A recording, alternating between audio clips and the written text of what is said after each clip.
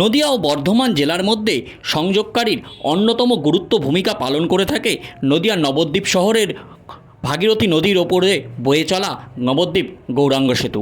পাশাপাশি 34 নম্বর জাতীয় সড়কের সাথেও সংযোগকারীর অন্যতম গুরুত্বপূর্ণ ভূমিকা পালন করে থাকে নবদ্বীপের এই গৌরাঙ্গ সেতু। গত কয়েক বছর আগে এই গৌরাঙ্গ সেতুতেই দেখা গিয়েছিল একাধিক জায়গায় ফাটল। পরবর্তী সময়ে প্রশাসনের তরফ থেকে নেওয়া হয়েছিল ভারী যানবাহন চলাচলের ওপর নিয়ন্ত্রণ ও নিষেধাজ্ঞা। সম্প্রতি এই প্রশাসনের নিষেধাজ্ঞাকেও কার্যত বুড়ো আঙুল দেখিয়েই মূলত রাতের অন্ধকারে চলত ভারী যানবাহন চলাচল।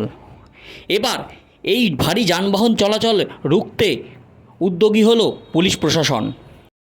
গৌরাঙ্গ সেতুর ওপর দিয়ে ভারী যান চলাচল নিয়ন্ত্রণ করতে গৌরাঙ্গ সেতু জুড়ে বসানো হলো অত্যাধুনিক মানের সিসিটিভি ক্যামেরা। পুলিশ সূত্রে জানা যায়, আপাতত নবদ্বীপ গৌরাঙ্গ সেতুতে মোট 3টি অত্যাধুনিক মানের সিসিটিভি ক্যামেরা বসানো হলো। নবদ্বীপ থানার আইসি জলেশ্বর তেওয়ারি জানান, এই সিসিটিভি ক্যামেরা বসানোর ফলে একাধারে যেমন নবদ্বীপ গৌরাঙ্গ সেতুর ওপর দিয়ে ভারী যানবাহন চলাচল নিয়ন্ত্রণ করা যাবে, পাশাপাশি এলাকায় দুষ্কৃতী কাজকর্ম বহু নিয়ন্ত্রণ করা যাবে।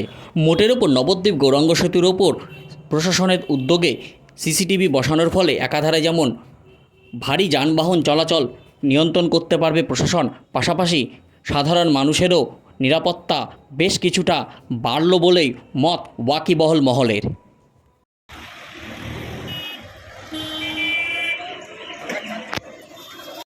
ব্যক্তিগত উদ্যোগ নয়, এটা আমার মাননীয় এসপি সাহেবের নির্দেশ যে পথ নিরাপত্তা আছে, প্লাস গৌরাঙ্গ সেতুর তো একটা ভগ্নপ্রায় দশা, যেটা আপনারা নিজেরাও জানেন।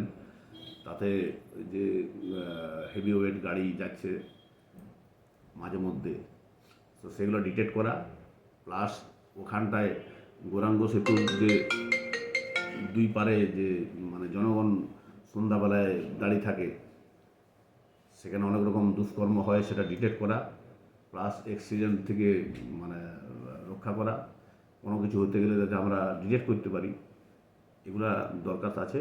এবং যার জন্যই বড়ো সাহেব এটা আমাদেরকে নির্দেশ দিয়েছেন, এবং বড়ো সাহেবের নির্দেশ মতো এই কাজটা হচ্ছে। কটি ক্যামেরা বসছে? আপাতত 3টা বসাচ্ছি, মাঝে একটা থাকবে, দু সাইডে 2টা থাকবে।